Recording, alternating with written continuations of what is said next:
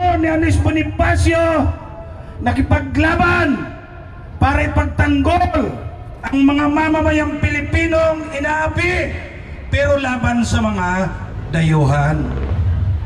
Sa ngayon, tayo, lalong-lalo na sa anay ng manggagawa, nagkakaisa para ipagtanggol ang karapatan ng mga manggagawa at mga Pilipino, hindi laban sa mga tayuan, kundi laban mismo sa kapwa Pilipinong mga mapang-api, mga papagsamantala, mga magnanakaw at mga korap.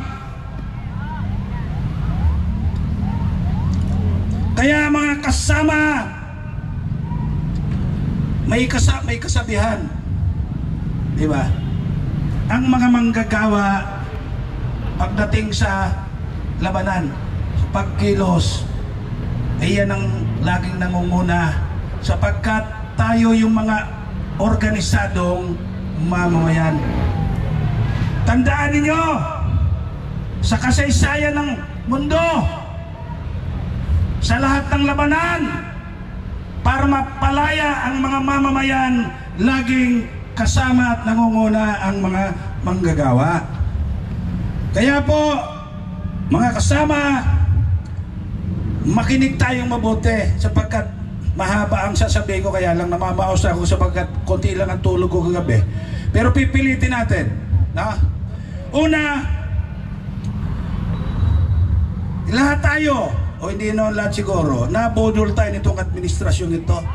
Si Marcos, anong kauna-una ang kasalanan sa atin? Niloko tayo sapagkat nung nangangampanya, anong sinabi niya? Gagawin niyang 20 piso lang ang bawat kilo ng bigas. Yan, maliwanag po sa inyo. Ang problema sa atin nung araw, tumadala kayo sa mga pagpupulong, ganito, di ba? Wala ni isang Pilipino nagtanong na yung 20 pisong bigas, baka yun ay kalahating kilo lang o 1/4 kilo lang.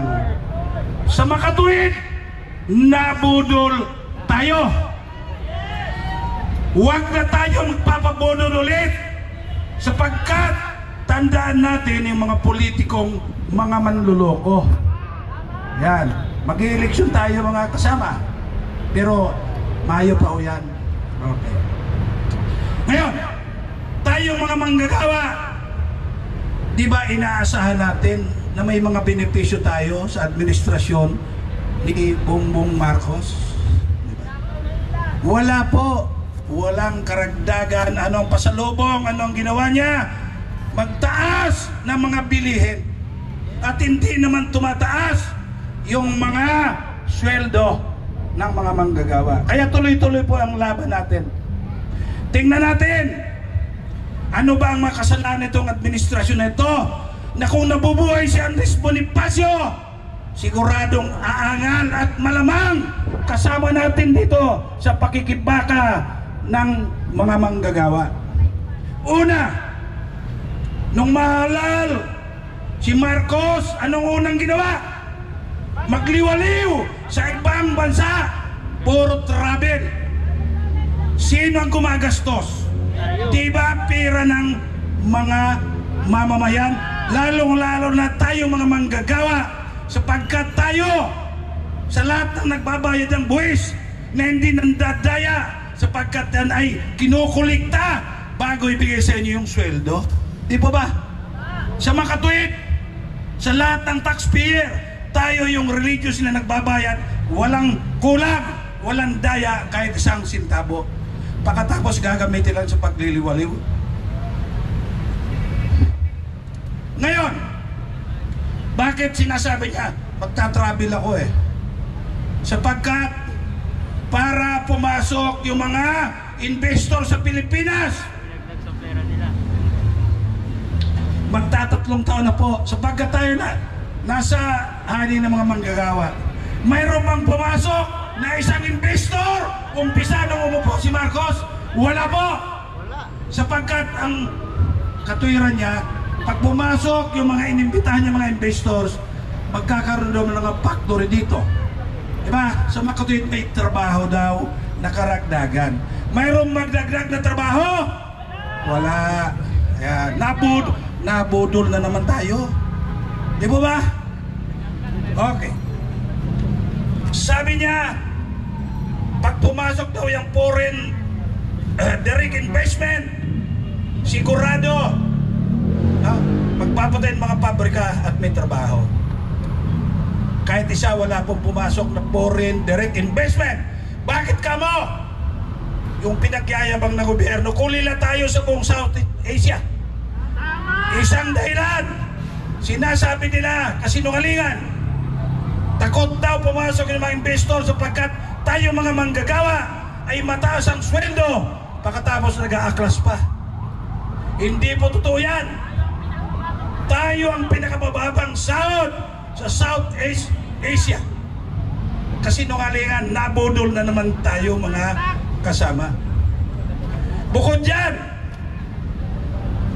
walang batas na ginawa para luwagan yung karapatan ng mga manggagawa na mag-organize, mag-union. Kaya ngayon, mabuti tayo, buo pa at malakas lumalaban. Yung ibang grupo dyan, nagkalusaw-lusaw na po. Yung iba kakampi na nung administration. Diba? Binayaran sabi nyo. Alam naman natin yun, mga bayaran. Diba? Okay. Kami, walang bayad! Alam natin yan. Hindi tayo binabayaran kayo, lalong-lalo ng mga galing sa probinsya.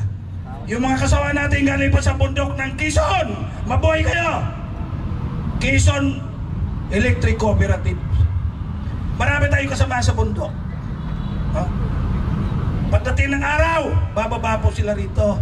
Magsasama-sama ulit tayo. Yung kasama namin, huwag kayong magtampo kung di kayo nabanggit. Kasama namin na nanggaling sa export processing zone Bataan. Ayan. Nandito. Malis alas 4 pa na madaling araw. So, yan. Foreign direct investment. Wala po. Nabudol tayo. Wala nang pakinabang mga kasama. Walang ginagawang mabuti para sa mga manggagawa. Anong ginagawa? Pangalawang ginawa niya mga kasama, nagbuo ng tinatawag na maharlikapan. Alright. Anong ibig sabihin? Yung pera natin na nasa ahensya ng mga gobyerno para gamitin sa mga mamamayan, kinuha. Okay, pupuntahin sa PhilHealth. Unahin natin ang land bank. 50 billion kinuha ng gobyerno galing sa land bank. Imbis na ipautang sa mga magsasaka. Saan ang maharlikapan? Wala. Okay. PhilHealth 89 million. Yung PhilHealth kasi yan ay pera ninyo, pera natin, na dapat yan ay gagamitin para sa tuloy-tuloy na kalusugan ng mga mamamayan. Kinuha ng gobyerno, ang naiiwan na lamang sa 89 billion ay 29 billion pesos. At kung hindi pa pinigilan ng Korte Suprema, inubos na yan. Di ba? Kumuha rin ng pera sa Development Bank of the Philippines. Hindi ako sigurado kung 50 billion din. Okay. Kumuha ng pera sa GSIS na kung saan yun ay nakalaan para sa mga benepisyo ng mga government employees. Sa ngayon, wala nang mautang. Yung pabahay ng mga manggagawa sa GSIS ay na bulilyaso na. Kumuha ng pundo sa SSS para sa mga manggagawang pribado at pira natin yun, pira ninyo mga kasama. Nagko-contribute kayo. Ngayon, ang tanong, nasaan na itong supposed to being 250 billion ban para sa Maharlika Kuno na magtatayo ng negosyo? Wala. Walang Maharlika investment ngayon. Nasaan yung pera? Malamang sa malamang, yung pera ay ginagamit na ng mga politiko sa pamamagitan ng ayuda. Ayuda. So kinakailangan mga kasama, unawain natin ito sapagkat tuloy-tuloy po itong administrasyon na ito na ubusin ang pondo ng bayan para sa kanilang kapakanan pag nanakaw. Kaya nga sinasabi ko, kung nabubuhay si Gat Andres Bonifacio, siguro yung itak na yan, gagamitin niya para ipaglaban yung mga mamamayan. Alright. Ngayon, punta tayo sa ayuda. Ayuda.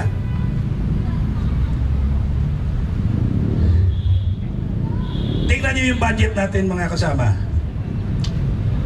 Diba? Ang gumagawa ng budget